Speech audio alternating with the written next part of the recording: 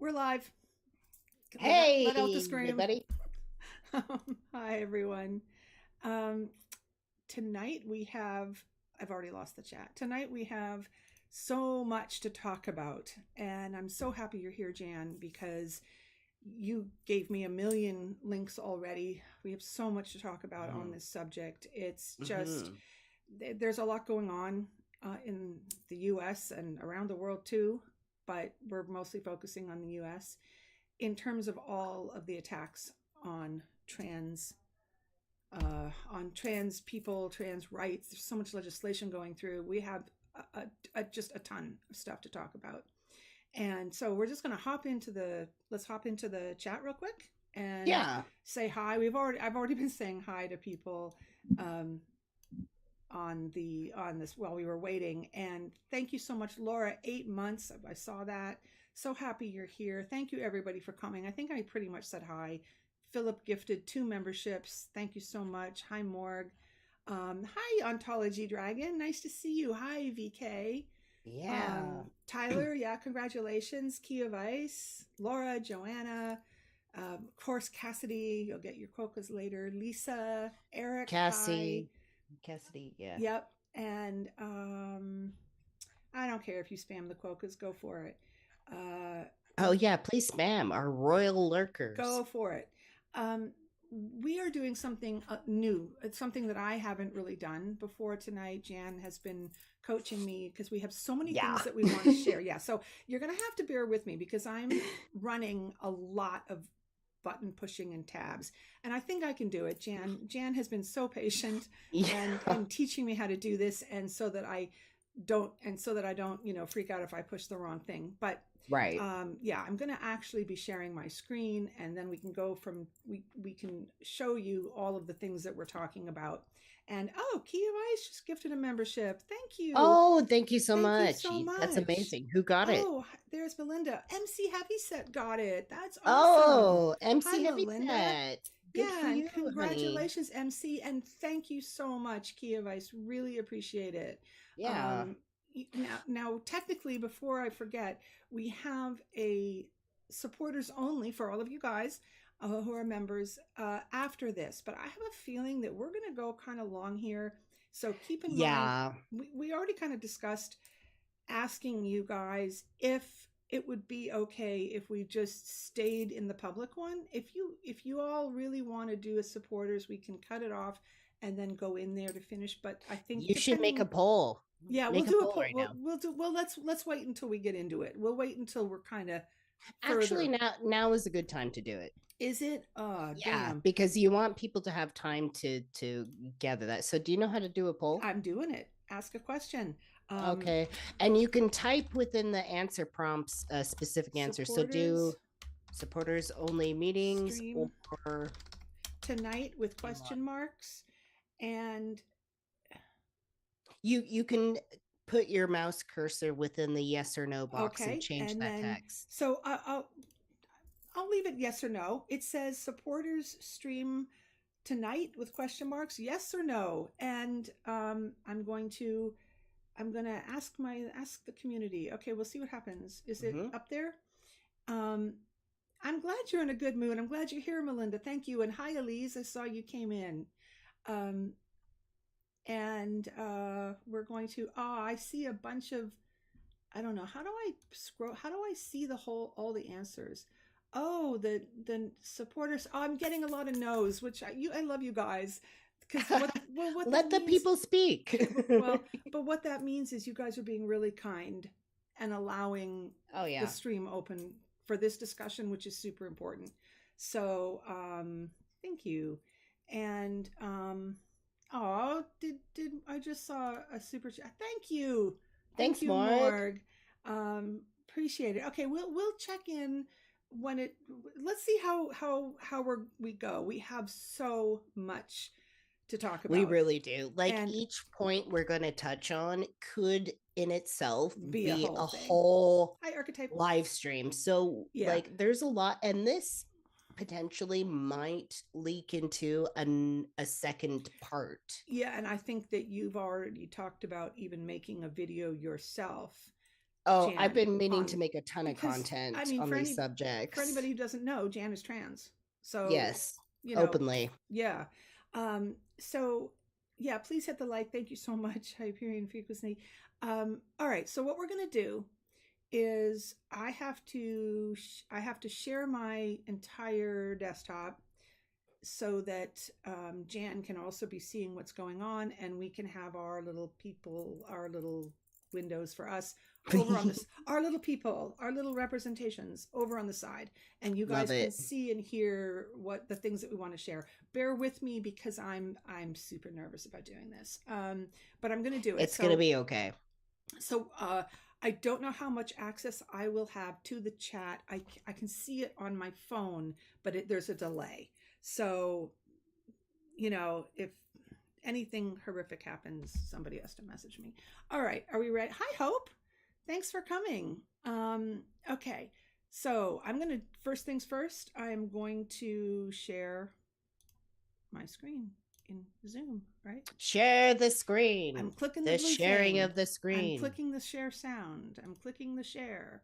Oh, Okay, so good. now I have to minimize this thing. I have to minimize. Whoops, I'm already moving things, and yeah, I've already made a mess of it, um, Yeah. because I don't know how to. I don't know how to minimize this program.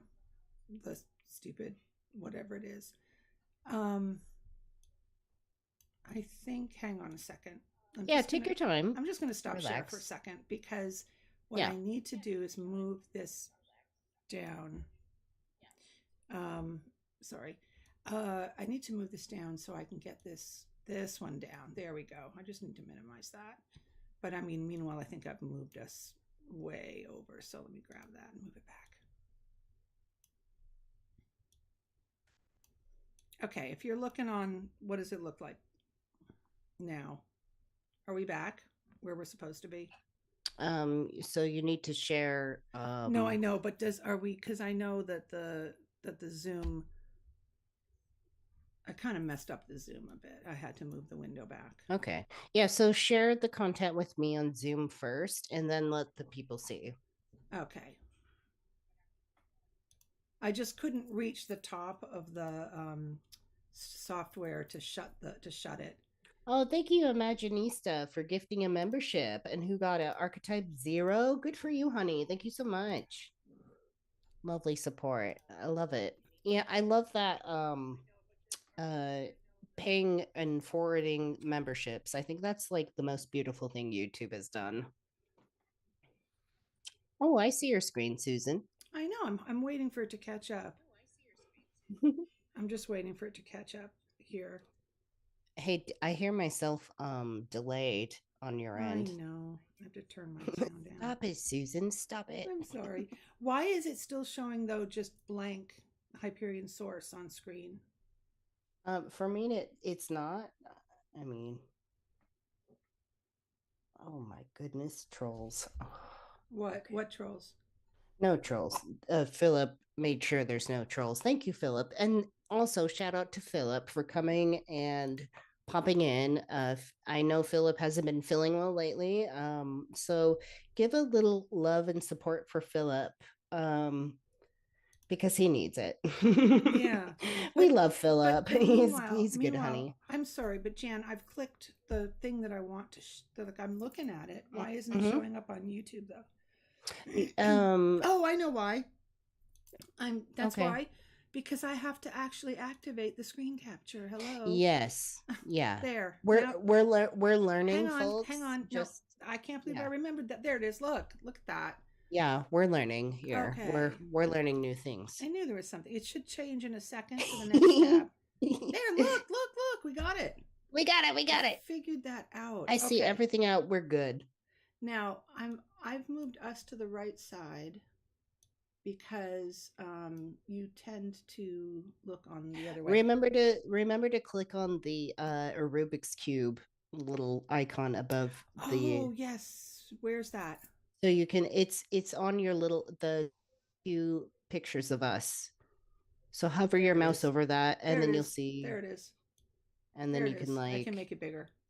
bigger All right. and Somebody rearrange somebody that. say whether or not that looks good. We good? Yeah, I don't know. Are we good? Um, and I want to close this poll. Close poll. Okay. How does it look good now? Looks good. Yeah. More said looks good. You It can looks see good. this. I can see it on my phone. And oh, Philip says thank you everyone. I'm getting there. Yeah. Oh, you're Philip, you're almost at the home stretch, honey. Just keep it on. I can't believe Philip is here because I know how sick he has been. All Philip right, is amazing. but thank you, Philip. Thank you for being on things. All right, I think whatever. We're We're good good to enough. go. We're good enough now. Yeah. So the first thing we're going to these are just a couple of things. The reason I approached Jan to be on is because I said, Philip's really sick, and I have noticed a couple things that recently about trans. There's been lots of trans things, issues going on, lots of controversies, but there were two that popped up recently to me, and both times I just my stomach just clenched, and I thought maybe this is a good time if Jan's available to come on and we can just talk about these things. And Jan said, Yeah, "I I really appreciate that because there's been so much going on, and I've been like planning to say something, and I still will. Absolutely. Like yeah I still will say something in video format on my own channel, but I was really appreciative of Susan bringing this up and being like, "Hey, do you want to talk about this?" And I'm like, "Yes, please, thank yeah." you." Well, I mentioned these two things to Jan, and Jan said, "Oh, and I can go on and talk about the Harry Potter game." And I said, "Oh, yay!" Because that's something that I want to know more about. I know it's going on. It's a big thing, but I Mm-hmm. haven't had time to look into it. So we're kind of Mm-hmm. going to go through the stuff that I had fairly quickly, I think, and then just there's a ton of other stuff I have up here, and then even the J.K. Rowling thing. So this first thing is just here. It's a video I found. It just came out by Second Thought. It's called American Fascism and the Groomer Panic. I highly, highly recommend it. I've watched it twice. Me too. I've And seen it. Yeah. yeah, it's only 26 minutes long. And all the links, by the way, are below. I think this is the first one.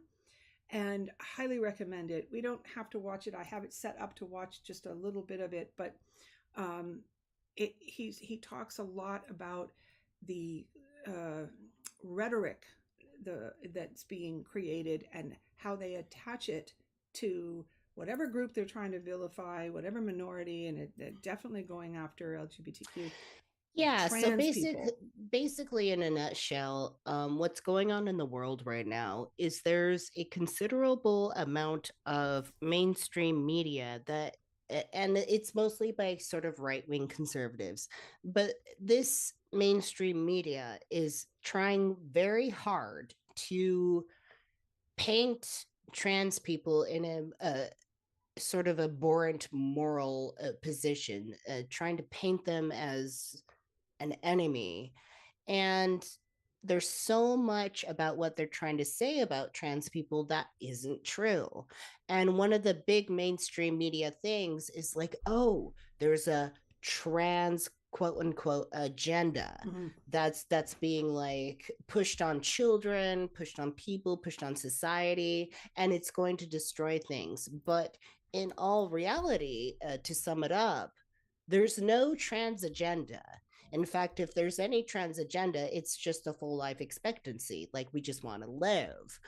But these people are trying to say that we've got ulterior motives and we're trying to groom and just totally desecrate and destroy the fabric of society by starting with children. Mm-hmm. So me and Susan got together and we're like, we're going to talk about the anti trans agenda, which is a pushback on the idea of the trans agenda. Because if there's any agenda going on right now, it's an anti Yeah, trans absolutely. agenda. So me It's and Susan want to yeah. sit here and challenge that for a bit in some of these points and just like get a push off on this subject. Yeah, and this particular video, he does a really good job in explaining the mechanism behind it. It was not surprising to me. I think it's pretty obvious that when you correlate something bad with something, with something bad,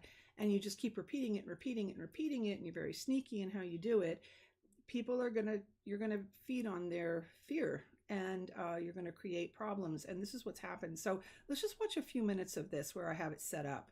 He had just Yeah. talked. He just talked about this gunman now, and he's going to go into the correlation. I'll Just pipe up if I want to like pause and let like me say know something. if Yeah. it's. Let me know what the sound is like. Okay. Oh yeah. Okay. So Anti-LGBT legislation Here. Oh, this is good. Yeah. It's good for me. I can tell already. Okay. specifically targeting the trans community has been on the rise. For the graph people out there, in 2022, the ACLED found that since 2020 and 2021, anti-LGBTQ political violence, demonstrations, and the involvement of far-right militias in anti-LGBT activities have all gone up, with over 200 incidents last year alone. For yet another consecutive year, hate crimes of this kind are going up, and the increase in anti-LGBTQ rhetoric has a lot to do with it. Okay. So I want to say something already. Yeah.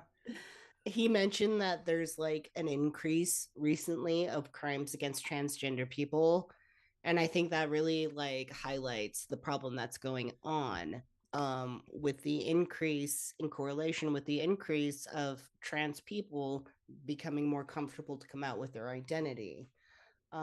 It's always been happening, and it's been very successful. It's just this day and age, trans people are being more accepted, and so it seems like there's an extra rise in the crime against trans people, right? It seems like that, but in all reality, it's already been going on. Well, it's always been there. The number, I think what you're saying is the numbers are the same. It's like and I think he's going to bring it up, the left-handed syndrome, when you in the olden days when they, hit people. Yes. And I'm left-handed, so I didn't have to Are deal you with really? that. Yeah. I did not know that. Yeah, I write with That's amazing. My left hand. But yeah, I didn't have to go through that, luckily, where they hit your hand with the ruler until you switched. Right. That's Satan's hand. Yeah, it was really horrible. So, of course, if you do that, you're going to have fewer people who are left-handed who say, they're left-handed. But when you take the stigma off and you stop doing that, the rise in left-handed people is going to occur. You're going to see that it's going to go up and then level off. And that's what's happening with trans. So yes. Let's just watch a few more minutes of this. Yeah.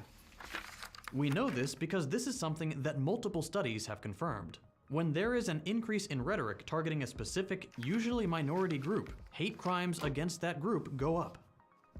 But these are large trends, and in some cases, this link between rhetoric and increased violence is just obvious and undeniable. This is a threat that came in via encrypted email tonight. For example, take what happened to the Boston Children's Hospital. Okay, this is crazy. I don't remember hearing about this, and I live in Massachusetts. This was just last August, and I don't know how much I'm allowed to play of each video, which is why I stopped it. This is crazy. Listen to what these libs of TikTok, this woman who's on libs of TikTok, did to create actual threat.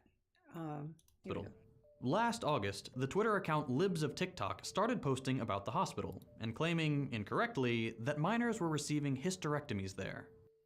To be completely clear, and I'm quoting the Boston Globe here, the types of gender-affirming care that Boston Children's Hospital offers ranges from simple interventions such as allowing patients to use preferred names and pronouns in their medical records, to counseling, hormonal therapy to delay puberty, or transition to a different gender. For patients 15 and older, breast surgery is an option, as is genital surgery for those 18 and older.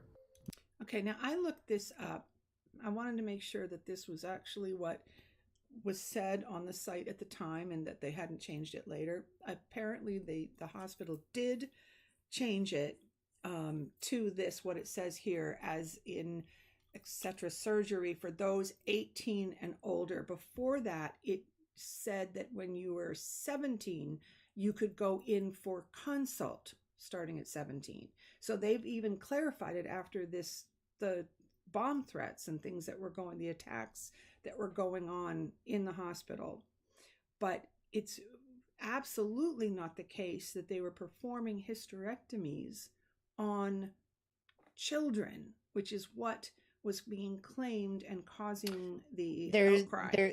there's no major surgeries being performed on children. No, they make it sound like a 5-year-olds are getting, right. They really do. They don't define anything distinct. They're just like children are getting mutilated, and it's Exactly. just so generalized and so backed up by this sort of fear mongering rhetoric. And I know you have a lot to say about. There's a lot of statistics that you've sent in to talk about, which we will be getting to as we move along. But let's... Oh yeah, just real quick, this idea of this lib TikTok thing, this kind of reminds me briefly of the situation, and this will be a really fast explanation. It reminds me of a very recent situation where there was sort of quote unquote outrage against a certain song by Urethra Franklin, which she says, I'm an, you make me feel like a natural woman. Do you know that song? Aretha Franklin? Aretha Franklin sang a song called Natural Woman. And so a parody Twitter, it wasn't actually a trans person. It's a parody, somebody pretending to be an offended trans person saying, I'm offended by this song because I'm offended by the term natural woman. But the right-wing mainstream media hooked onto that so hard, and they're like, look at these genderqueer people just being so angry at this song when the whole situation stemmed from a parody account. Right. And that's where a lot of this comes from. And so this TikTok, this libs of TikTok, is the same kind of deal. Yeah. Well, we'll find out more. There's more that he talks about with her. She sounds, she definitely sounds like she's very, very manipulative in what she posts. So we'll continue with a few more minutes of this, but we have, lots of other things to talk about. So let's just see what else. Nothing that is shocking or out of line with the recommendations of several credible medical associations. And these measures have been shown to decrease the risk of suicide for the recipients of gender-affirming care by as much as 73%. This 73%. Care is literally life-saving. Yeah, literally life-saving. They don't talk about that. Literally life-saving. Yeah. Literally 70. The suicide rate of trans kids has gone down by 73%. That's an amazing statistic that nobody wants to talk about. Well, that side doesn't want to talk about it, for sure.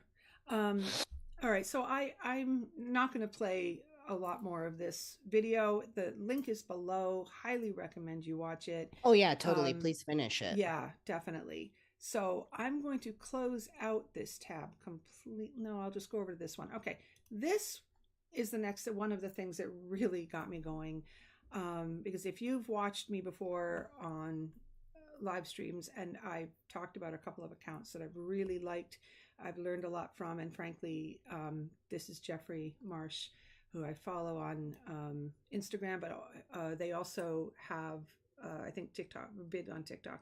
Jeffrey Marsh is one of my favorite non-binary content creators. Yeah, absolutely. And people. One of my favorite people.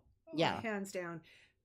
Jeffrey is a good place to go if you're not feeling super peppy, if you're down. Jeffrey is for everyone, not just trans kids. I'm not trans. Jeffrey makes me feel good. Everyone. Yeah. Yeah. And the thing about Jeffrey Marsh is they, if you don't know anything about them, they grew up in a very they're non-binary, but they grew up a very unsupportive household. Just very unsupportive. Very, very abusive. Very abusive, very unsupportive, and is non-contact. No contact. I don't know for how long, but for a while. And Jeffrey is all about healing your inner child, recognizing the child within, healing that part of you, which is extremely valid, recognizing what you missed out on, learning. They do shadow work without actually saying I'm doing shadow work. Like, this is shadow work. 100%. And Jeffrey often starts out, hi kids, hey kids, meaning their audience, us. Yeah. Not little kids, not meaning little kids. It's reaching out to the kid in you who wants to be healed, wants to be taken care of, wants to know their life is going to be good. And you can see in the joy that Jeffrey exuberates every day, that they have made it to that place and they're trying to help other people. That's it. There's no negative, nefarious activity going on. However, I found this from the American Conservative. What happened was, I was on TikTok, and somebody I follow who I really like was posting very irate about another account that was promoting Jeffrey as being a groomer, being P word, and it was just so shocking to me. And I know Jeffrey gets attacked all the time, but this was beyond that. This was a concerted attack by conservatives who basically, the account where I saw this, she said, how could you fall for it? How could you fall for this conservative rhetoric?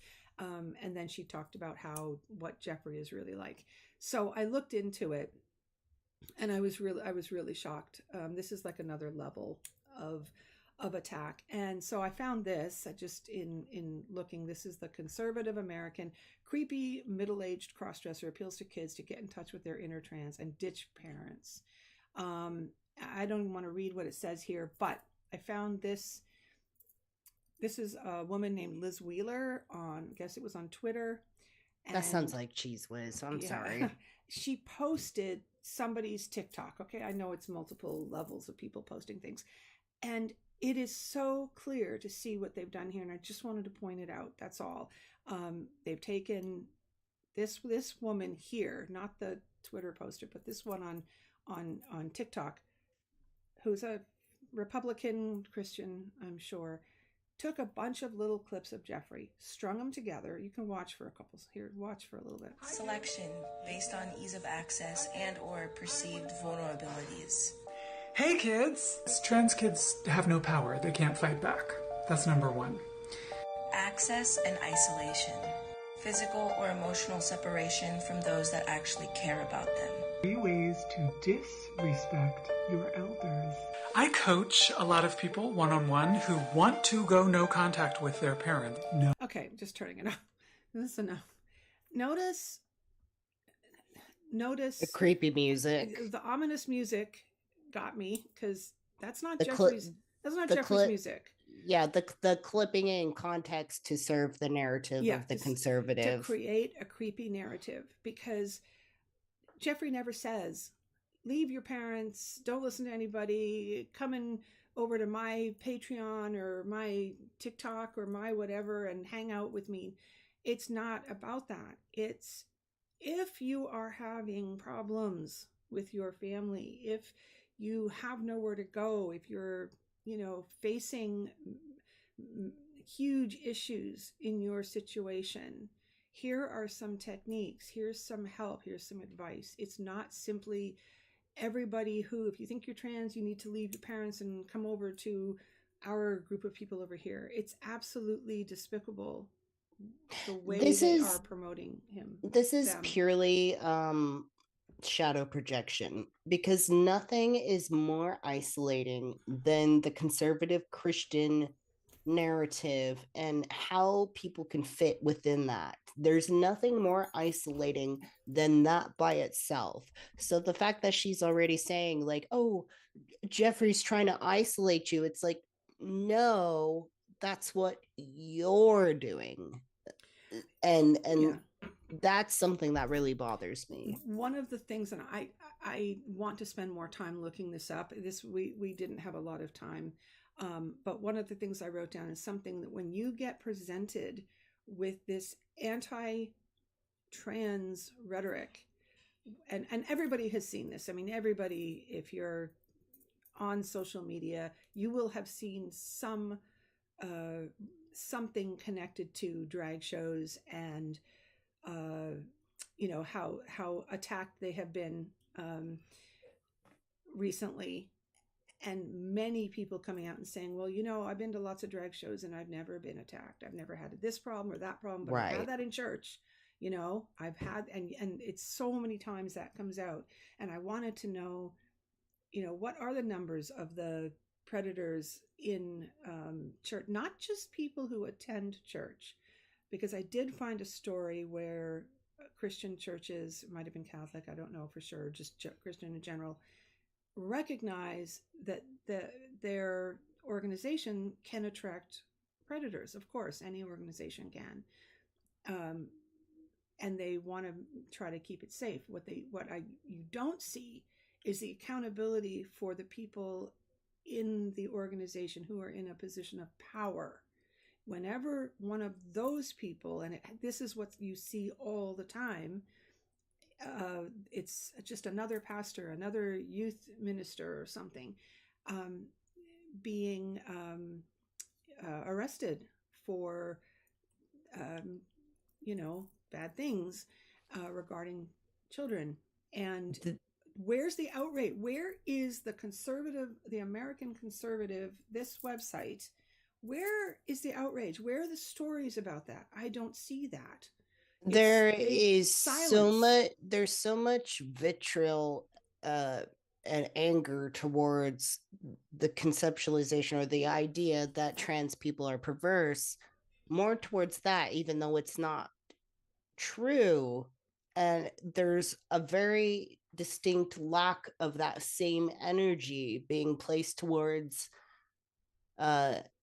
not just anybody within a church, but specifically religious leaders who are very perverse, who are doing very morally abhorrent things to children. Like I don't see that same energy being placed on church leaders who are abusive. Yeah, where's Instead, the protecting the kids? They want to chase this idea that every single solitary drag queen or trans person or non-binary person or queer person is just disgusting, it's when like, that's not the case. Yeah, it's like, don't look at us. Look at those people over there. They're the problem. And it's just so obvious. And yet they don't, they don't police their own organization for that. They would, I think, if they found like a member, somebody that was doing something, you can kick them out and say, look, we kicked them out. But whenever it's anybody in a position of authority, they want to silence it. They don't want to talk about it. They want to it's like what the Catholic Church did. They just hide them. They shuffled them around. Can I tell you something very briefly about my personal experience? It's so interesting because never in my life have I ever been uncomfortable in the same presence as like a trans person or like a drag queen or anything like that. I've never been uncomfortable with them, but I have experienced when I grew up in the Mormon church. I remember having a certain interview or meeting with my church leader at the time, and within this meeting they were trying to determine wait, watch the wording. I know what you're going to say. I know this story. So I'm sorry, I lost my train of thought. I'm so sorry. No, they asked you. Okay, so I've had the experience within the Mormon church, and it's a part of the policy to give an interview to determine if you're temple worthy or not, if you're worthy to go into the temple, which isn't the same as the church. It's higher, it's above, it's the temple. And one of the parts of this interview is like this church leader asked me, and mind you, I was only 12 years old. I'm literally a child. and they asked me if I masturbated. Oh, that was the word. And no, that's okay to say. And Is it? it's Okay. like, yes. And I did not know at the time what that word meant. I had to ask him, like, what is that? And I had to sit there as a 12-year-old child listening to some strange older man who has no background in psychology, no background in therapy or anything like that. It's just like Dave the plumber, who's like your bishop, asking me as a child if I masturbate. And had to explain to you what it was, because and had to explain to me what it was. And your parents were not there. No, they weren't there. It's okay. It's okay for parents not to be there in that process, but there's this outrage about drag queens simply sitting down reading books to children. I mean, I don't know what else I can say about that situation, where I'm just like, it's just shadow projection. It's there. We're like, us as queer people, as drag queens and trans and whatever, we're not the perverse ones. It's the other people who are thinking those thoughts to begin with. Right. That's really that. Hi, Mark. Mark said that's creepy as fuck. Absolutely. Or no, actually, he said not creepy at all, because I'm the one who says fuck. But it is. And in that other video that we were just showing, there's what's her name? Marjorie Taylor Greene, talking about how Marjorie Gross Taylor Greene. If there was a situation where she sent her child to a camp, and there was a what? Yeah, this is a hypothetical situation she was talking about. And if she sent her child to some sort of a camp, and there was a trans woman whom she did not. Oh, I remember this. Yeah. So she said, "Oh, my husband would beat that person up." Yeah, so Marjorie Taylor Greene like came forward with this hypothetical scenario that doesn't exist and it's not happening.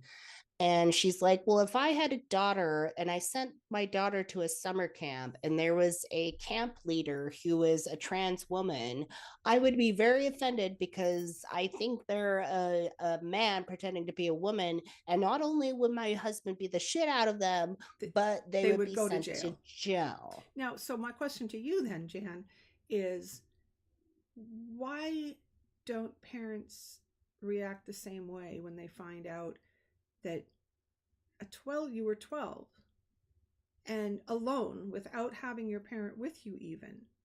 Isn't this the same kind of really gross situation that they're trying to protect? It is, but you know what? They have a bias. It's a complete bias. It's fed to them. It's fear-mongering about the trans people, and it's conditioning. It's religious and societal conditioning to see your church leaders as pure, and automatically, if it's associated with church, it's okay. A queer person as perverse. Queer person equals perverse, and cis people and church leaders equal perfect and can never be wrong. And if there's anything wrong, we should definitely fight that. It's a complete bias. Wow. Well, we have to move on, but that is just that's absolutely astounding. So back to Jeffrey. This is an article in Rolling Stone that I found, and this is not a bad article. It just talks about the what Jeffrey has had to go through. Jeffrey is so pretty. I just got to say that photo is fabulous. Jeffrey just exudes this, and I'm not saying that Jeffrey's happy all the time, I'm sure, but has come to a place where they really accept themselves and have found joy. And that is beautiful to me. That's what, and they just want that for everybody. What's so that's what trans children need, because they're so much of a suicidal like rate sort of scenario being applied to trans issues. And the fact that in the video we watched earlier says that, you know, getting trans care reduces the suicide rate by 73%. Mhm. People like Jeffrey are super important for trans children because it shows them that there's an older adult Who's done it? who's done this and who pays their taxes, pays their bills, brushes their teeth, and owns a house and like all this stuff. In It's a like happily married in a and happily relationship. married in a Yeah. relationship. Like it's an example for trans children to say, hey, you have a future that you can be super proud of and super thriving and happy in, and You can see a light, you can see a light where you and didn't before. that's so profoundly like important. Like I cannot describe it in words how important it is for kids to have that sort of example for them. Yeah. And so I just wanted to show that because it's indicative of the level of attacks that are going on right now. And Right. it's not just because I admire Jeffrey so much. This is happening all over the all over the world. I mean the thing that happened in Scotland. Well, we won't even go there. We don't have time. I'm trying to get through my few things. The next thing I just happened to see this. It's on that same American conservative site, and it's such a lovely site. Look at the title here. Yeah, it's "Girl Destroys Her Voice on T. This is Progress." What? Yep, our insane country allows minors. So of course I wanted to look. I wanted to see it. Here's the individual. What I don't, and here's the video that they got, and they showed 6 months on testosterone, and she permanently destroyed her voice. Yeah, Are they a her or are they a they? We don't know. I am going to obviously transitioning, so I'm going to say they, because I don't know. It could be transitioning, to he, but we don't know. Let's say they. Anyway, we don't know. Yeah. Anyway, okay. But of course, this website is using she naturally because they don't care. Right. What they want to be called. Now, watch this video, because I was looking to see someone saying, "Oh, I've been on T and now I'm so upset because I've destroyed my voice." No, that's not what this is on. This is not what it's about. This is my voice 1 day on T. This is my voice 1 month on T. This is my voice 2 months on T. And this is my voice 3 months on T. And this is my voice 6 months on T. But anyway, yeah, that's my 6-month update. I can go like all the way up here if I want to talk like this, and I can go all the way down here if I want to talk like this. So it's nice having a range. I'm really enjoying it. Okay. I'm really enjoying it. Right. Now, did that look like I'm really enjoying it. But does that look like someone who is miserable destroying their voice? No. And yet this person reposts that with the context of 6 months on testosterone and she permanently destroyed her voice. And then American conservative picked it up. Seem very happy with their changes. I know, but look at the headline. Girl destroys her voice on T. This is Progress. Our insane country allows minors to permanently but then it doesn't mesh with the video. I hate that radical conservative cis people, I hate that they constantly view these changes as a destruction or a mutilation or something where you're just like harming yourself, when that's not even the case. Like as I can see, this person is like, I love this. I love the changes in my voice. And me personally, I've been on testosterone for over a year. I've been on testosterone over a year. Like I wasn't born yesterday. I know exactly what testosterone does and how it's affecting my body. And like one of the things that I love most about myself is the voice change. It's so like, it just feels good the lower my voice gets. Are you making one of these videos? Are you You should. I started, but you know what? I've done so much YouTube videos that I feel like that in itself is Oh, enough right. to Of like course. Of go course. back. You can take snippets. Yeah, of course. But like one of the it's just a little joke I make to myself.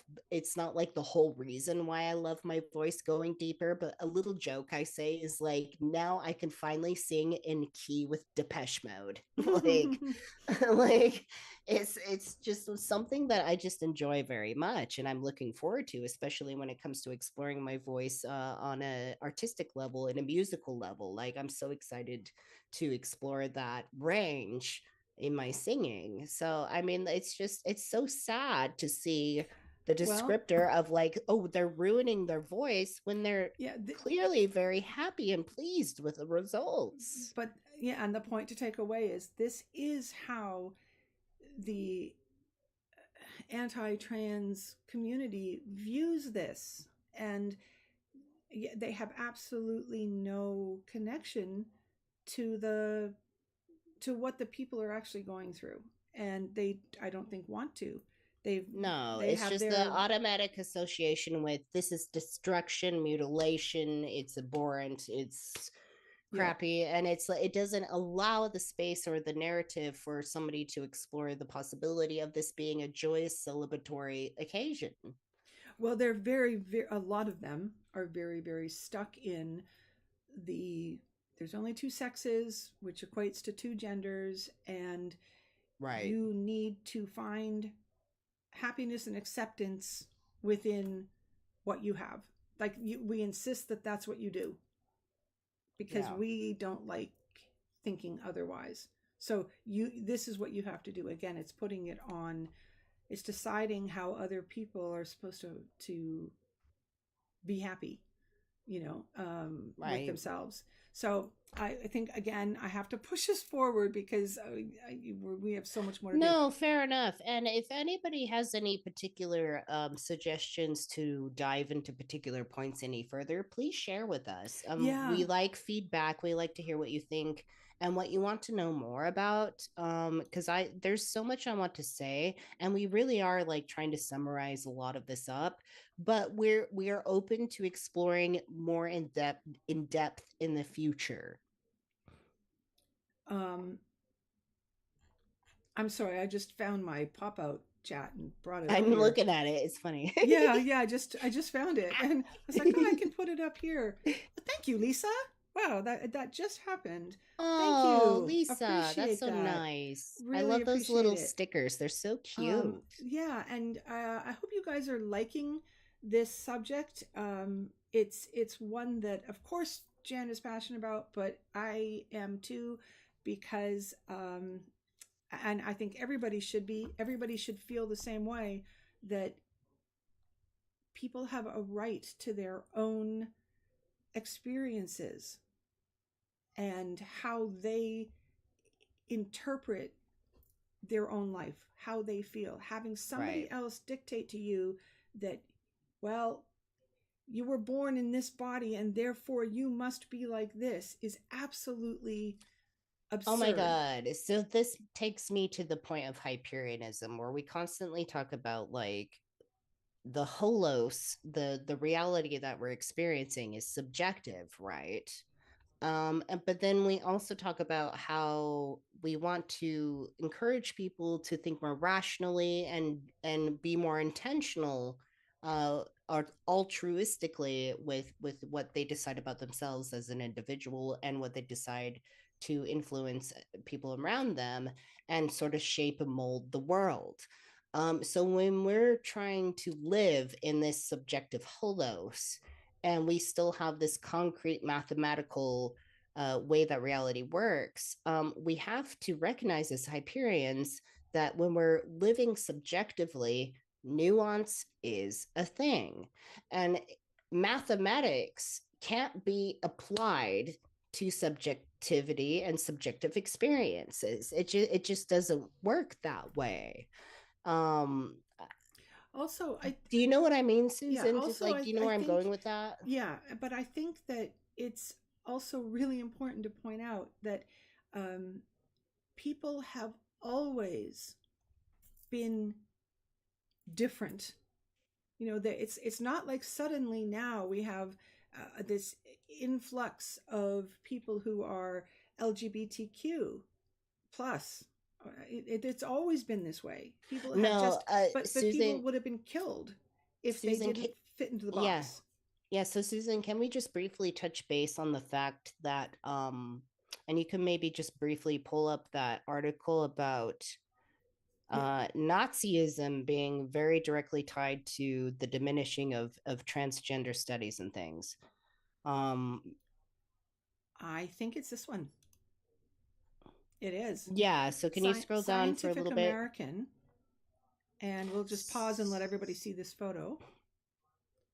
Yeah, so if you scroll down a little bit, there's a very specific so Magnus Hirschfeld was a young doctor in Germany, and he actually did a ton of research and studying and establishing of trans care and helping trans people socially acclimate, and just done a ton of research. And now it wasn't perfect, obviously, like people did the best they could, but it was very profound at the time.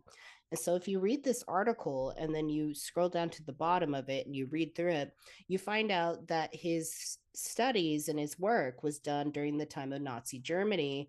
And eventually, Oh, that's him. literally Adolf Hitler and his decrees of like who it is undeserving of life and who is, pretty much ordered all this research and all this direction of science to be completely destroyed, which is gross. So when a lot of trans people bring up Nazism, it's not as like some haha like little wokey liberal like just jab at like conservatism, but you know what I mean? Yeah. It's a literal tie. It's a literal direct tie to the destruction of trans studies to be related to Nazism and fascism. And if you finish the video that me and Susan started from the beginning, this whole video is a breakdown on how the right-wing conservative mainstream media is using the same exact tactics as Nazi Germany fascism to vilify trans people and create an outrage, a public outrage against it, so that it creates a premise and a narrative for vigilantes to rise up and do stupid things like I don't know, sniper shoot people or just harass drag queens and trans people and queer people when they're simply trying to read a book to a child. Like, this is a very real thing. I don't know why they don't go after the the plethora of other instances. Well, not other instances, just instances, because they're not finding the instances with the library reading drag queens. Right. So I don't understand why they, well, I do ultimately, because they don't want to go after what they consider the standard society accepted norm. Family, church, everything. Yeah.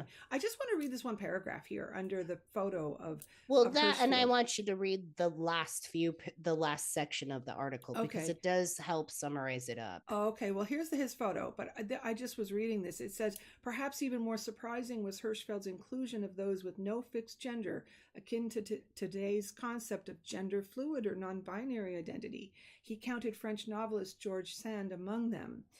George Sand was assigned female at birth. Most important for Hirschfeld, these people were acting, quote, in accordance with their nature, not against it. So, that's I didn't know about this. Thank you for this. So read the last section. And I do believe, you all should read this whole thing. See this picture here? Did anybody, if you've seen The Danish Girl with, what's his name? The actor who played Hawking. I don't know. It was a good movie, The Danish Girl. Right. This is Lily Elba, And yeah, fascinating story. Okay, so I'm sorry, I'm going down. It's like the last section with the last main title. Oh yeah, scroll Okay, up. a Okay, note so for the yeah, future. note for the future. Please read this for me, The Susan. future doesn't always guarantee progress, even as time moves forward. And the story of the Institute for Sexual Research sounds a warning for our present moment. Current legislation and indeed calls even to separate trans children from supportive parents bear a striking resemblance to those terrible campaigns against so labeled aberrant lives. Aberrant. Studies have shown that supportive hormone therapy accessed at an early age lowers rates of suicide among trans youth.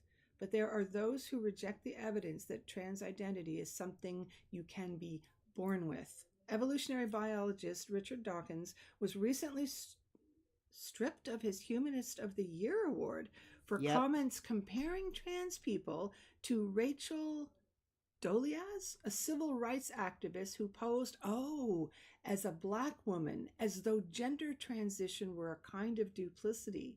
His comments come on the heels of legislation in Florida aiming to ban trans athletes from participating in sports and an Arkansas bill denying trans children and teens supportive care. Looking back on the story of Hirschfeld's Institute, his protocols not only for surgery, but for trans supportive community of care for mental and physical healing and for social change, it's hard not to imagine a history that might have been. What future might have been built from a platform where sexual intermediaries were indeed thought of in more just terms. Still, these pioneers and their heroic sacrifices help to deepen a sense of pride and of legacy for LGBTQ plus communities worldwide. As we confront oppressive legislation today, may we find hope in the history of the Institute and a cautionary tale in the Nazis who were bent on erasing it. So the reason I wanted you to read this last part is because I want to bring up the point that we've already been fighting this battle. This sort of anti-trans agenda of the right-wing religious mainstream media to attack trans, this is not new. Mm-hmm. This has already been done, and more distinctly, already been done specifically by Adolf Hitler and Nazis. Straight up. It's a historical fact. It's not an exaggeration. Right. And that's why I have a lot of fear and concern when people keep targeting people like Jeffrey Marsh for what they're trying to do and labeling them as like a morally abhorrent and things like that. It's just, I feel like it's going to happen again. Well, it feels that way. I think that the amount of legislation that's up, it's I've seen creators who are trans and pro-trans just really, really distraught and crying over the attacks that are happening, even on small little things like the thing. If you don't know about the Scotland thing, you can look it up. Scotland was putting through. Or what's that thing happening in Montana? Oh, okay, yeah, good idea. Let's just do that. All right, so this is the another thing that I just heard about, and okay, why did we lose that? Let me reload it. I don't know what's happening with this page. Oh, it's a news page. Maybe we lost the article. It really just says that Montana. Oh, here it is. Montana bill would let students misgender classmates, and it's why? Oh, it's really awful. For what? So Montana schools would not be able to punish students who purposefully misgender or dead name their transgender peers under a Republican-backed legislative proposal that opponents argue will increase bullying of children who are already struggling for acceptance. No shit. The proposal, co-sponsored by more than 24 GOP lawmakers, would declare that it's not discrimination to use a transgender classmate's legal name or refer to them by their birth gender. Schools would be prevented from adopting policies to punish students who do so. And it comes amidst all these other waves. And I saw somebody on the school board talking about it, saying, look, like, we understand that it's, difficult, but bullying happens, we can't make everybody's school experience, perfect. And it's one thing if someone, like if I trip you in the hallway, I'm doing something that's definitely intended to hurt you, like as you fall to the floor and hurt yourself. And I'm thinking to myself, and you know more about this, but when you listen to trans people talking about being having their purposefully, like not in a accidental way, but an actual on purpose to make them feel bad, that psychological mental abuse. Misgendering and dead naming is 100% psychological and emotional abuse. And it hands will down. be used against no them. argument about it, no debating, no fucking pushbacking on that. It is abuse. I've experienced myself, and it fucking sucks. And they're trying to I think it was a school administrator was trying to make it sound like, sorry, but that's just not as bad as, we'll make sure nobody trips you in the hallway. Okay, but if you trip somebody and then say the homophobic racial slur, the F word, you trip somebody and you call them the F word, like, does that not fall in lines or constitute as like a hate crime? Like, where's the difference between a hate crime and kids like bullying? So it's like, I can push you, but I can't push you and say a slur at you. Like, well, you can say the slur, apparently you just can't do the tripping. Hang on, you have to talk for a second, because I'm gonna cough and I'm just gonna mute myself, so just go. No, it's ridiculous to me. It's ridiculous to me to recognize a bullying problem within schools among children, and then to go ahead and create black and white lines of like where you can and can't do the bullying. Like, why is there the enabling of the bullying verbally in this sense? It doesn't make any sense to me. Like, what's the difference between that and shoving somebody, besides it being obviously physical or versus emotional, mental or emotional? But it's still abuse. There's scientific studies to show that emotional and psychological abuse has an effect on the body. It has effect on your well-being. So for them to just disregard that and be like, no, that's not a thing. But like, if you push somebody, will punish you. But if you just call them the F slur, then your boys will be boys. Sorry, we can't do anything about that. Boys will be boys, kids will be kids. So I looked up federal laws because I wanted to know, what are the laws about bullying? And actually, there aren't any. There are no federal laws that directly address bullying. However, there are overlap. There are laws that will overlap in some cases of discriminatory harassment. Now, there's 3 points that have to be addressed. You have to show these 3 criteria: unwelcome and objectively offensive. So if it's very unwelcome to be dead named or misgendered, so that would be one. And then the second one is creates a hostile environment at school. Well, that would be extremely hostile if you knew that kids were doing this on purpose. Accidents with that's fine. If you know your friends like you and they're working on changing their pronouns and maybe calling you by your new name. I mean, that's completely a different story. In my regular everyday job, I get people that ma'am and sir me interchangeably all the time, and it doesn't bother me. But when there's somebody who knows better and they're purposefully, it's the intention, saying the dead name and misgendering on purpose with the intent to cause harm, then I see that as a very serious issue. And that to me would create a hostile environment. And then that is hostile. Yeah, that's hostile. And then the third one, based on a student's race, color, national origin, sex, disability, or religion. And down here, it includes sex-based stereotypes, sexual harassment, gender identity.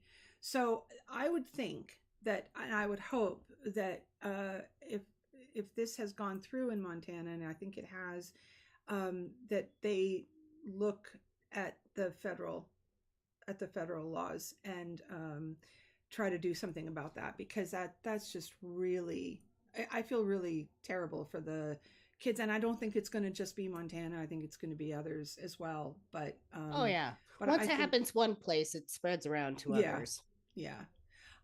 Okay, now I'm just constantly checking.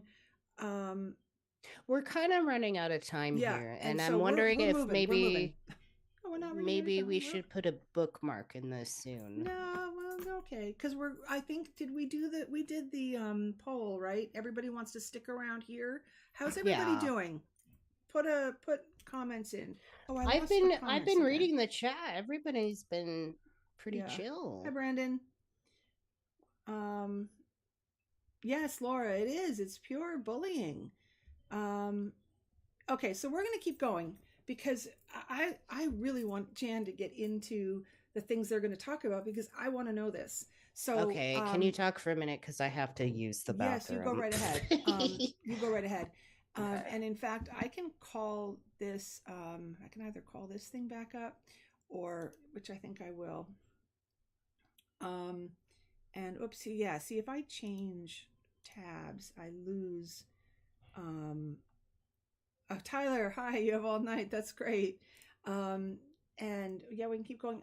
Philip, how are you feeling? And you know what? That's true. I just realized something. When Philip's feeling better, why don't we just do a on the fly supporter stream at some point during the month? And join us.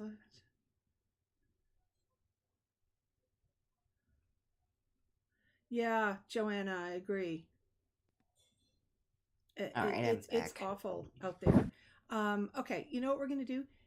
Oh, thank you, Elise. Okay, so we're going to keep going. So we're going to move over to this. Yeah, okay, we can do that, Laura. We just realized, we can do a supporter stream any night, anytime at all. Oh yeah. That we have a backlog of stuff. We can do whatever when Philip's feeling better. And Jan, you can come on if you want to. Jan, I don't know how fast you want to go through these studies, but these are a bunch of links that Jan gave me. This isn't even the rolling stuff. We've got 4 of them, because I just had a couple. I was looking at Jeffrey. So before we hit to the J.K. Rowling thing, I think the reason I brought these sort of links up is because there's also a sort of highlighting of mainstream religious, conservative media that's trying to embellish or highlight or accentuate these kids who are apparently they're detransitioning, and there's a couple of detransitioners online. There's one in particular, and we don't need to get into the specifically, but like there's one detransitioner that completely blames sort of like the social media aspect community of trans people, as saying that they were coerced into changing because of the pressure they felt by their peers, which if you dive deeper into that situation, that's actually not the case. So I was like, what's the actual like statistics of detransitioners? Now, I found a couple of websites to talk about this issue. However, this is not all that there is. There is actually 10 links that I condensed down into just like a couple, just to like prove a point. So, Susan, if you want to just read a little bit of this.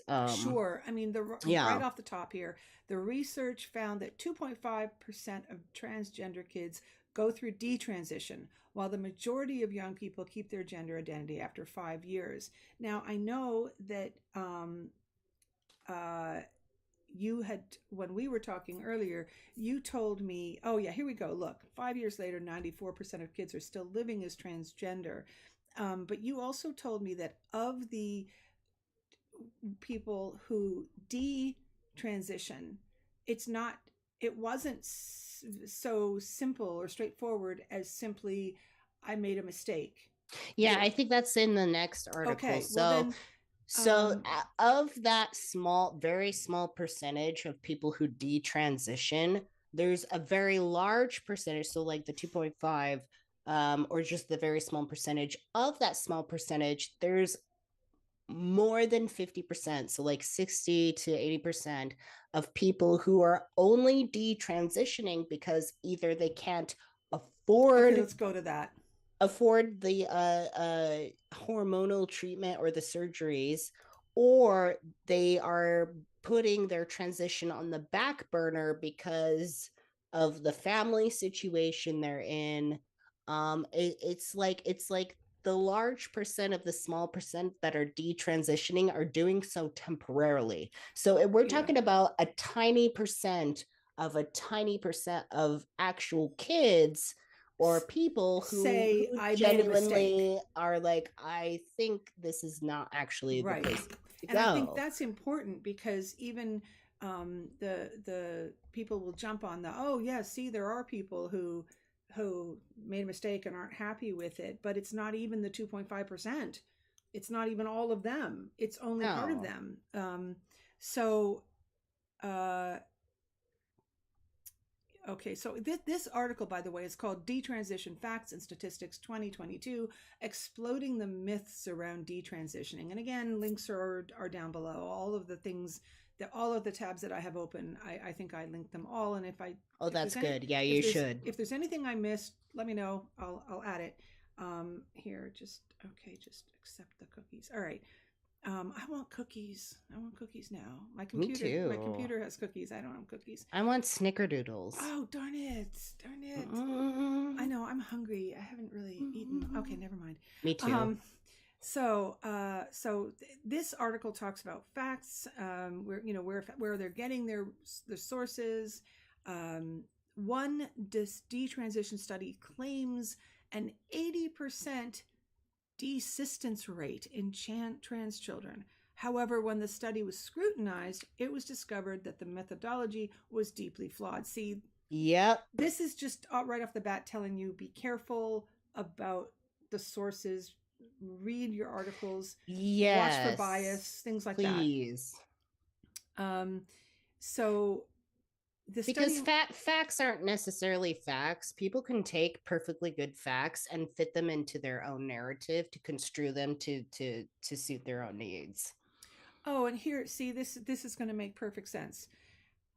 When the study was scrutinized, it was discovered that the methodology was deeply flawed. The study in question did not differentiate between the following: young people with gender dysphoria, young people who socially but not medically transitioned, and young people who were simply exploring gender diversity. And this subject could be something that you could talk about an entire video, I'm sure. Right, Jan. because even then, like among the small percent that are detransitioning because of like social or money reasons, there's also the percent of that where they're not transitioning sort of binary wise. There are non-binary trans people who don't feel the need to perform any sort of medical transitions on their bodies. They're just like, oh, I'll just take my body as it is. And then there's some non-binary trans people that do want to do that. So this small tiny percent of detransitioners, for a lot of people, tried to include people who are not necessarily binary in their identity.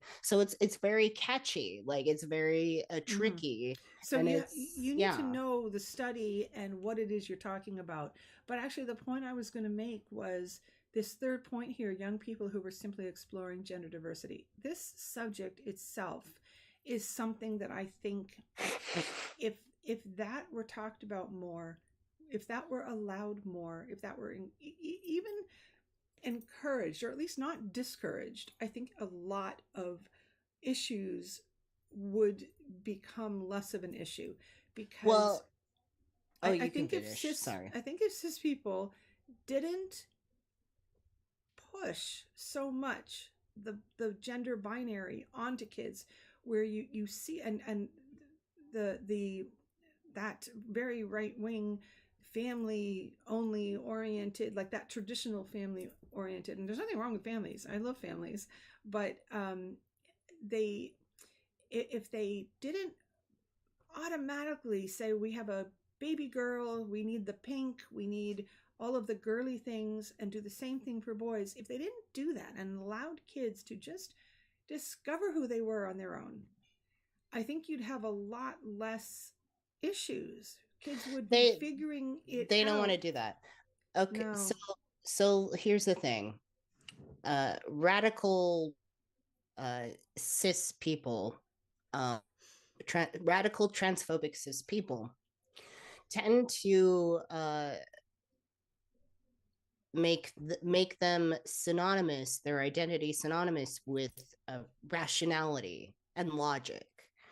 And then when it comes to a gender nonconforming person or a trans person, the synonym there is crazy, delusional, and it translates to trans children to further push the idea that they don't know any better. They don't know what they're doing. They don't know what they're deciding. And so, like, and what angers me about that situation is children are not stupid. They're not stupid. And in fact, Susan, if you want to bring up just a little bit of the article where it shows precisely at what age range children have an awareness of their gender. I think it's this one, gender identity development in children. Oh yeah, this is it. This is what, here, I'm going to move us over to here. How does gender identity develop in children? At around age 2, children become conscious of the physical differences between boys and girls. Before their 3rd birthday, most children can easily label themselves as a boy or girl, and by age 4, most children have a stable sense of their gender identity. Yeah. That's young. Children are not stupid.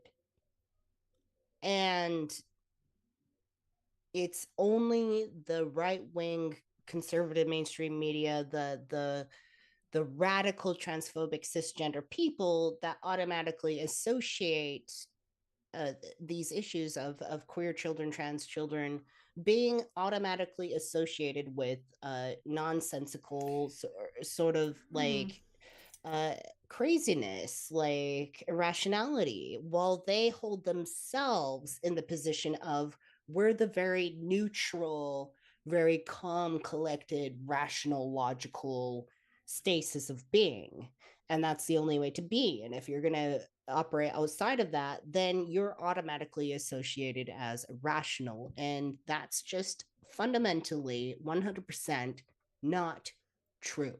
And if anything, it's these radical transphobic cis people that are the irrational, chaotic, disgusting, and I have to say, personally, in my opinion, the most disgusting, perverse people I've ever heard of ever, because they're the ones that are thinking the weird, disgusting thoughts, right? They're the ones having the weird, disgusting, fake scenarios in their minds of what drag queens and trans people are doing with their time spent with children. Speaking about Jeffrey again, Jeffrey talks a lot about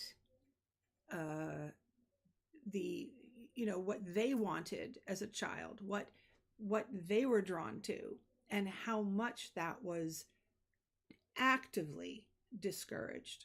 I mean, the abuse that they got from their family over not conforming to what the parents wanted is.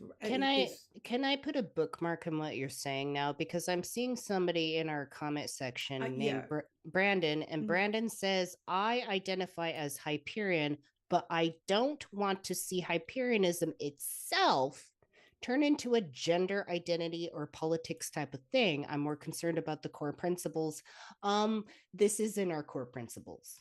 Well, this is our core principles. Our core principles is that we accept that gender isn't binary and that people deserve a right to live their lives out as they are. So I'm very confused as to Brandon being, I'm into Hyperionism, but I'm not into gender identity or politics. That's a part of this system. Well, yeah. It's there. Our system encompasses every aspect. Yeah, it's not like, it's like if you're not accepting of that aspect, then maybe you want to reconsider what you think Hyperionism is. I think both. I think both Philip and Mark are giving good. Yeah, Philip and Mark answers. are Both amazing. of you. Thank you very much, both of you. Yeah, and I don't think there's anything to.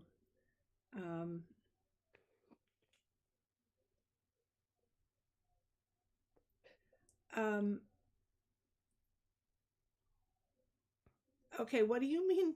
You mean actual shape shifting, Theon? Actual shape shifting? But we need I agree with everything, I agree, but Lee. we need to be able to find safe ways to shape shift. Yeah. What do you mean by shape shift? Yeah, that's what I just asked. I mean, I if you find a way where I can turn into a bird or something for because I would like to temporary- shape shift into a piece of pizza. So, like, what do you mean? Yeah. Like, Yeah. Oh, I was thinking animals. I was thinking animals. I mean, no, I want to be a piece of pizza. I'll eat I know, myself. but Thank you. yeah. I think we're just hungry. Yeah. Just hungry. I have not eaten very much today, and Oh, I'm sorry, me either. I'm gonna have taco salad for dinner. Oh, I feel we have so much more we still want to talk about, but good for you on that. That sounds good. Yeah. I'm gonna make some vegan chicken nuggets. I have those Impossible nuggets, and they're really those good. Are so good. Those are so good. Yes. Love Okay. that.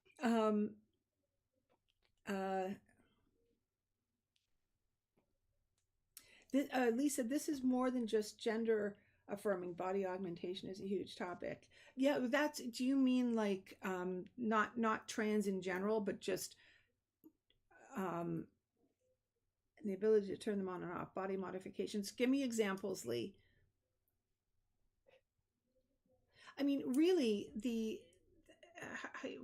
we are about people actualizing into who they're growing into their best self. And a part of that actualizing does include this kind of alteration to our bodies to feel more comfortable. And by the way, cis people have gender confirming surgeries and altercations all the time. Cis women will, for instance, get a breast augmentation to make themselves feel more feminine. And also, trans children are being given, in some cases, puberty blockers. The same puberty blockers, some of the prescriptions for that are also prescribed to cis men to prevent balding. Mm-hmm. So it's not just something that completely applies to trans people. Cis people get gender confirming alterations to themselves all the time. Yeah, absolutely. Absolutely. I saw, where was that? Where it was a really funny video where a woman was interviewing someone who was very anti-trans and pointing out that, well, my friend got a boob job, and this guy's like, yeah, well, that's perfectly fine. If it makes her happy, right? It's perfectly fine for a cis woman to get chest alterations, but like when somebody else gets it, suddenly it's perverse and weird. Like, that doesn't make sense to me. I know. And I mean, the bottom line is it does not affect anybody except that person. You just, right.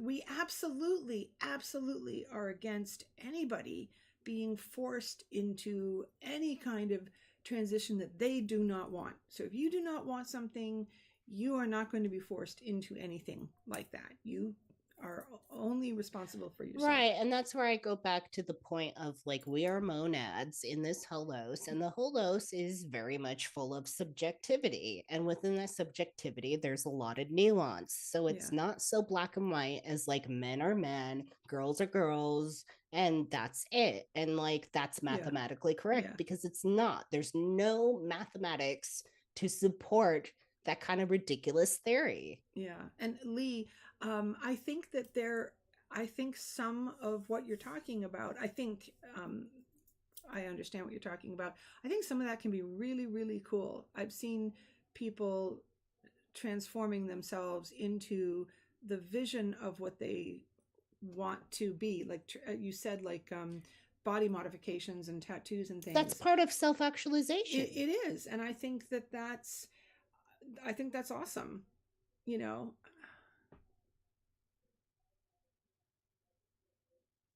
Well, this isn't nonsense though, Brandon. No, This is yeah, I'm part just of, reading that. This yeah, is not it's not nonsense. The thing is, I think you may be thinking that that our focus is only going to be on this.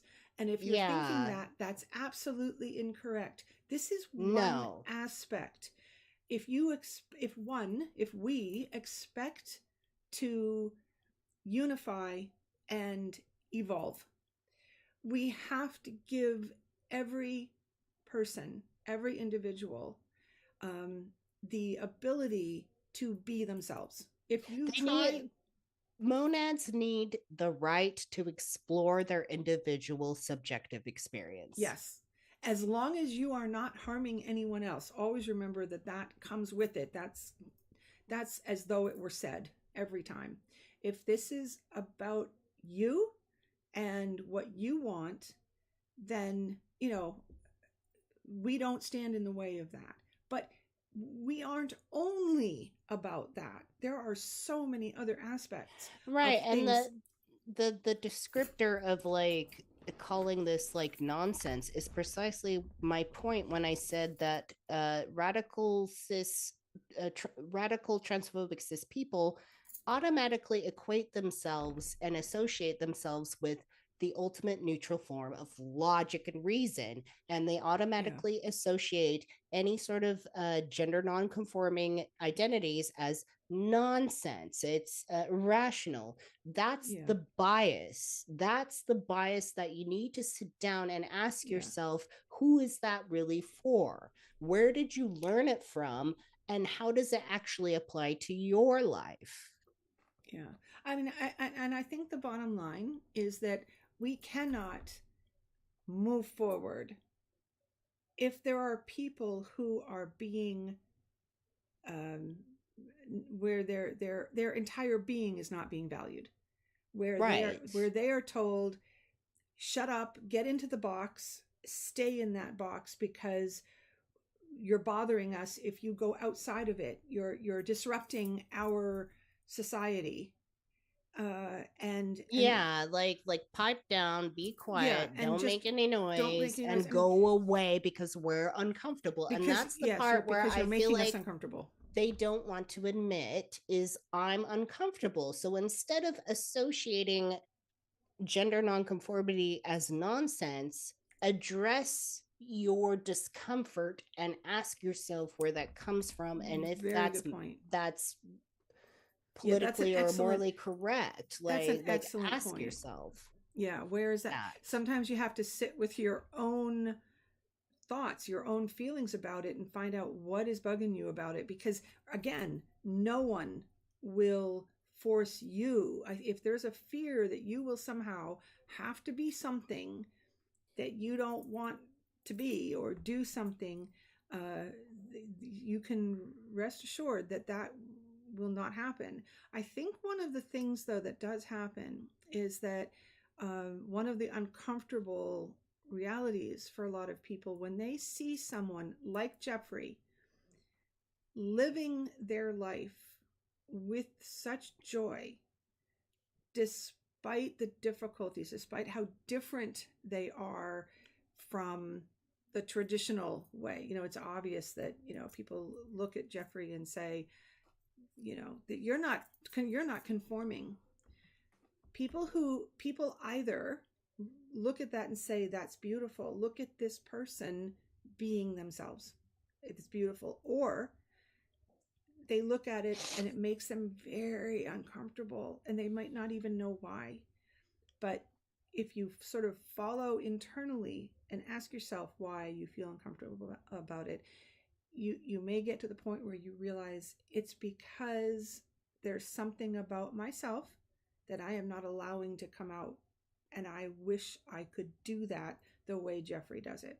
And It's so funny. I feel like if I was to just put like or hit the nail on the head, I feel like a lot of cis people are uncomfortable the idea with people who are gender nonconforming because they feel like maybe, just maybe, they might find out that they're kind of the same. And that's not necessarily the case all the time. No. I mean, there could be perfectly good cis people who are like, yes, I'm cis. But yeah.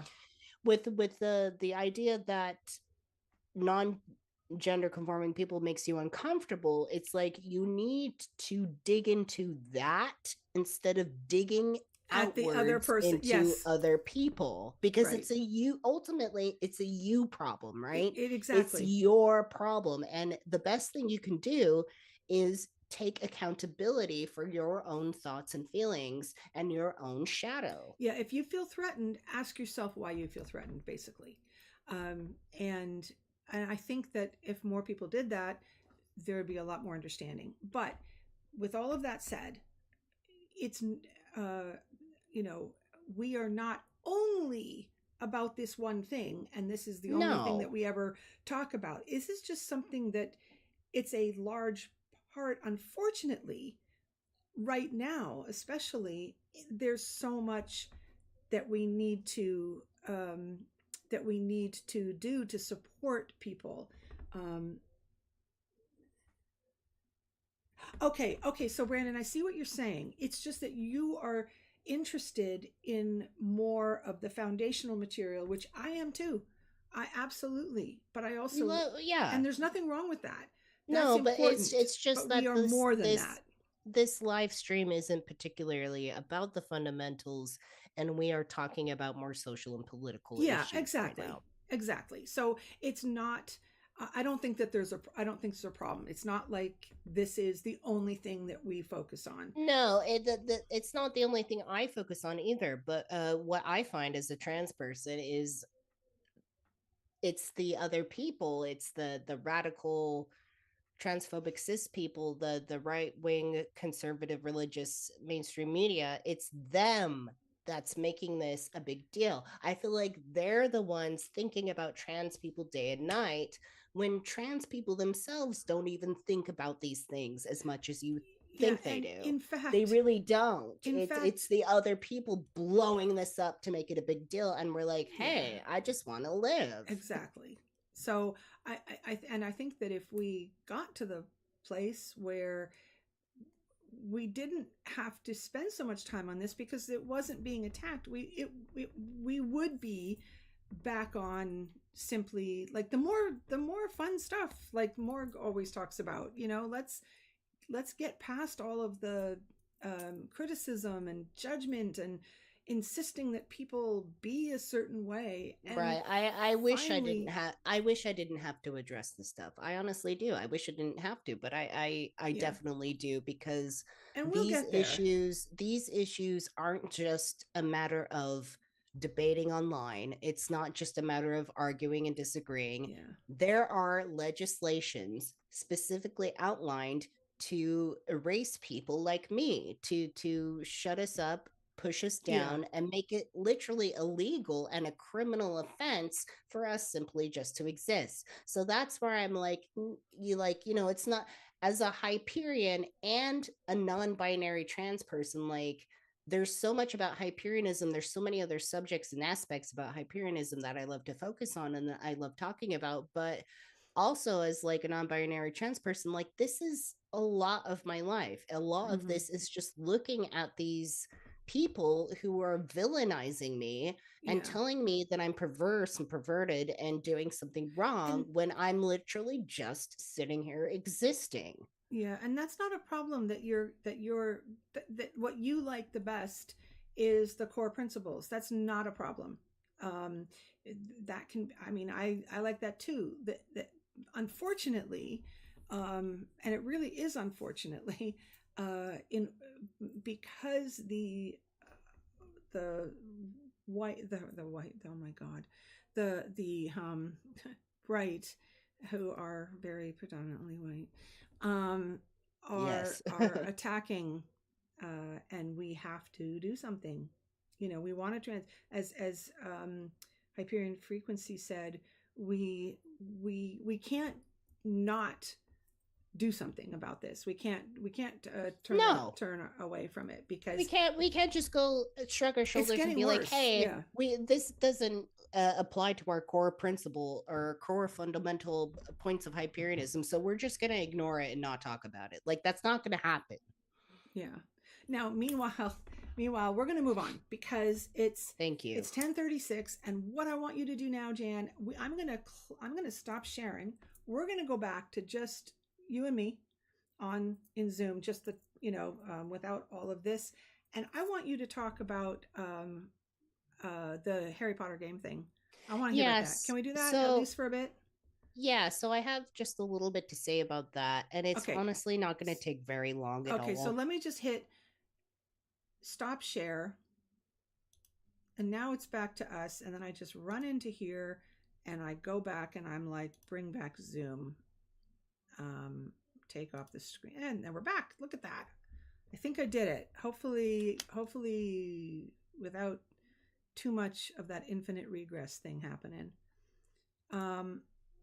I think it's okay. I think it is. Yeah, I think I managed to not fuck that up too bad. I think we look okay. Do we look okay?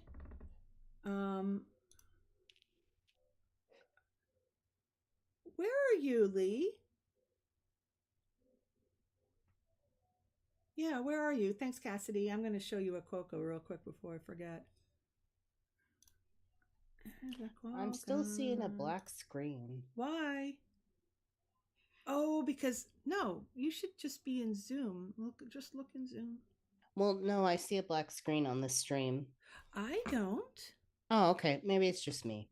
Quokka. Oh, you're in Delaware? Wow, you were closer to me when I was in New Jersey. Okay, I'm taking Quokka back. Okay.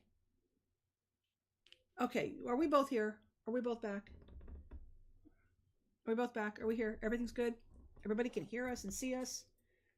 I think so. Quokka should be gone. Okay. Oh, the next time I go to Jersey, we should figure something out, Lee, because I would love to meet you. That would be so cool.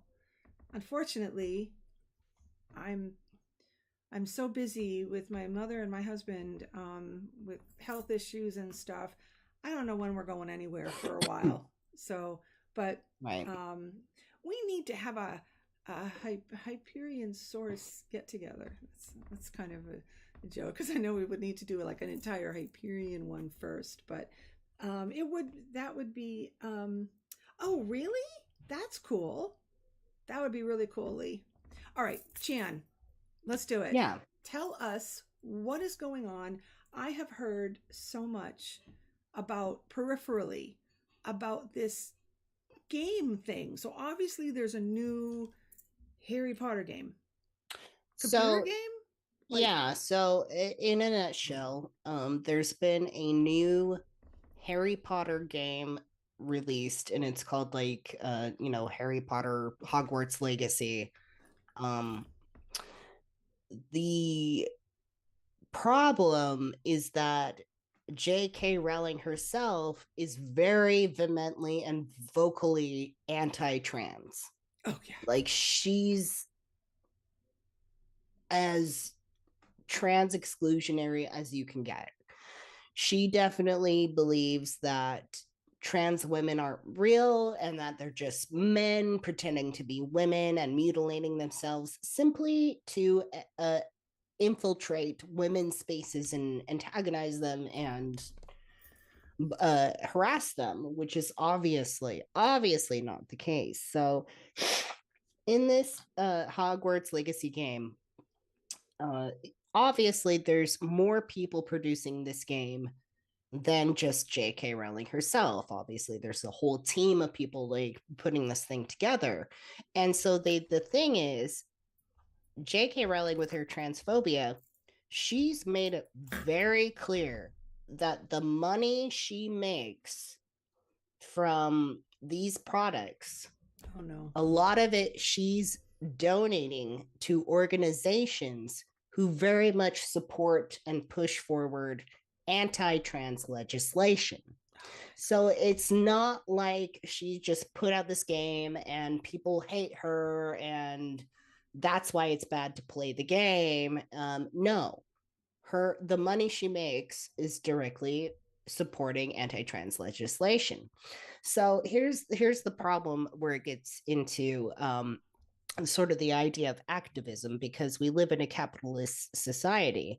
Now, in my personal opinion, I think boycotting the game and not playing the game, that's helpful, but it's not the end all and be all of activism, right? Like there's more to activism than simply purchasing or not purchasing products created by people. That's not the kind of activism you can do within capitalism to make a difference. But it does help. And the thing is not playing a video game is honestly easy. It's easy. Oh yeah, And I didn't know. that's where this gets super silly Yeah. to me, is because you get not only like you get trans allies, but you also get some trans people who are like, I really love the game, I love Harry Potter, I'm going to play this no matter what, and I don't care. And where I have a problem with that is not necessarily that they want to play the game. Like, I don't give a shit, play the game. It's the trans allies and the conservative trans. There are conservative trans that come out and say, I'm going to play this anyways. And it's directly harming trans people with the funding towards the anti-legislation. And I'm wondering, like, if it's so hard not to play a game, right? If it's so difficult just simply not to play a game, and that doesn't turn you off, what does turn you off when it comes to being a trans ally? If you're going to say the words like, I'm a trans ally, I love trans, but I'm going to play the game anyways. It's like, what kind of message are you trying to convey, and like, who is that for? And especially in the case of some trans conservatives who are like, I'm going to play the game and I'm old school and I don't give a shit about all this stuff. To me, that's like arguing for the last place in line to get destroyed. I had no idea. This was an important piece of information that I hadn't heard, which is that the funds, the proceeds from it, were going to fund anti-trans legislation. Yeah, that's absolutely so awful. That's where the problem is. It's like, I don't actually give a shit that you're playing the video game. It's the weird announcement of like, well, that you have to say, well, I'm gonna play it anyways. It's like you're kind of telling me that you don't really care about what's going on behind the scenes, and you're not understanding the full gravity of the fascism behind anti-trans agendas. You're not understanding how it's deeply rooted in Nazism, and you're not understanding that this direction is going to go where, like, I'm going to end up in an encampment. And is it going to take trans people being in encampments for you to finally give a shit? Like, what's the point where it's going to turn you off? Because if it's not the video game funding towards anti-trans legislature, if that's not enough, like, what is? And that's what frightens me about some people who are willing to play with people's lives. It's like, well, this isn't enough, let's see where it goes further. And is it going to take trans people being put in encampments? Am I going to be put in an encampment and forced to be a woman and forced to get pregnant and give birth and things like that? Like, is it going to take that for people to say, oh, this is a problem? That's where the problem is with the game. It's not playing the game in of itself. It's kind of the message you're trying to portray while announcing to the public that you're playing it. Hi, Katrina. Katrina has a question. When did this come out about the funding? I didn't know about that either. Was that announced immediately when the game was coming out, or came out J.K. later? Rowling has always been open about funding for sort of, they're disguised as feminist sort of movements, but really they're very trans exclusionary. So Wow. she's disguising her efforts as helping women, but it's only cis white women, and she's really negating the other portion of women that exists. I see. So maybe instead of anti-trans, it's like pro whatever they call. It's disguised as like pro-feminist, but really it's anti-trans. It's pro-cis women only. Yeah. Mm-hmm. Yeah. Pro-turf, which is what she is.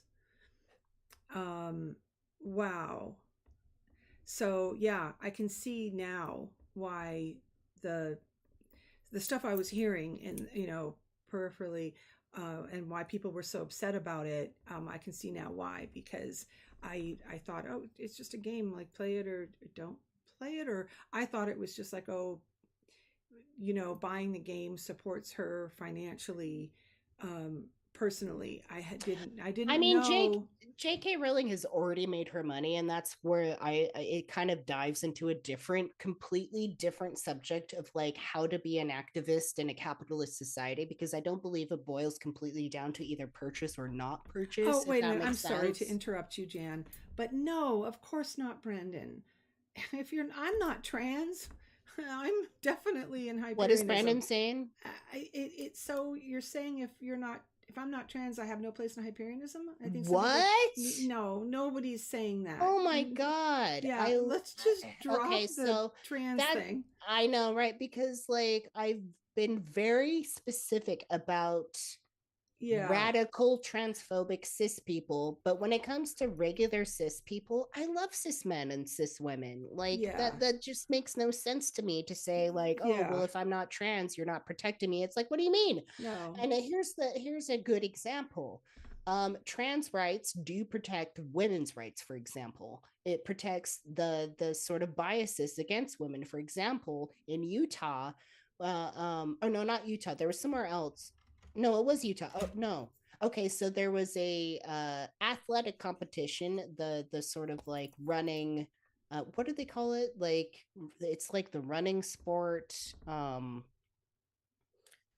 like where you run and then you like jump over the little things, or track. Okay, so like the sport of track. Okay, so there was a track competition in the school, and there was a girl who won.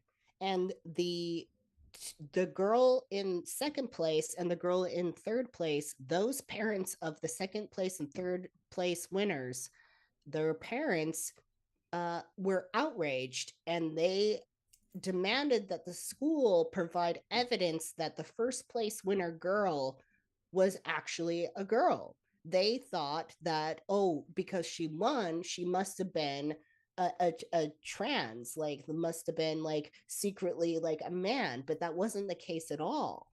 It wasn't the case at all. So that's an example of how this sort of anti-trans mentality actually harms cis people too. It gives the idea that women can't accomplish certain things in certain areas, right? Because if they do accomplish certain things in certain areas, especially in areas of sports and athleticism, oh, well, they must be secretly a man. And like, that's such a weird way to go. So being for trans people and supporting trans people very much supports rights of women as well. Yeah. And rights to cis people. Yeah, like, I mean, just to clarify, we are about supporting all people to self-actualize, to, elevate the, the entire collective. Brandon, we're not looking to just say, okay, we're going to focus on trans people. That's absolutely ludicrous. It's just that when you have people who are not being included and are actually actively being forced to not be who they are, that's a problem. And that's what we're addressing. Right. It's really kind of like that simple. I kind of don't want to go there anymore because we kind of did it a lot. We've And I think already we made it clear. established that. Yeah, We've so made it very clear. It's fine. like It's fine that you're cis. There's nothing wrong with cis. There's nothing. I'm cisgender. Okay, so this is what bothers me is cis. The term cis is not a slur. It's a very matter of fact way to label people within the context of the conversation. It's not a slur. No. It's only these anti-trans radical cis people who are telling you it's a slur. Oh, they're calling us cis because cis means bad. No, that's not why we're calling you cis. We're calling you cis because it's a very scientific, technological term within the context of the conversation. It's a clarifier. It's a clarifier. It literally is just a clarifier. Yeah. It's a descriptor. So let's get over get a handle on this situation. Yes. Hi, Catkin Siren. Yeah. So, okay. Wow. I didn't thank you for the information on that because I didn't know that, and I certainly I didn't have plans to get the game anyway, but I certainly won't now. Katrina, see, I'm not a gamer, so like I'm not playing the game because I'm just not a gamer. So yeah. Hi, Andy. Exploring the Holos. Nice to see you. Anybody else lurking who hasn't said hi? Because we'll say hi back. Lurkers. Or no. So I don't know. This was long. Thank you for allowing us to do it all out here. Yeah. We kind of pushed through that. There was a lot of different things to talk about. Please look at the links in below, especially that first video. That it's like 26 minutes long. The video, yeah, that's a good video. Very profound. And for a couple of thanks people people to follow that I'd like to recommend. The first person I would very much like to recommend following on YouTube is a trans woman. Her name is Jessie Gender. Yes. She's fucking fabulous and she's so intelligent. And I watched a full 4-hour video of her breaking down Matt Walsh's documentary on What It Is a Woman. Oh, I want to see that. She handed him his ass.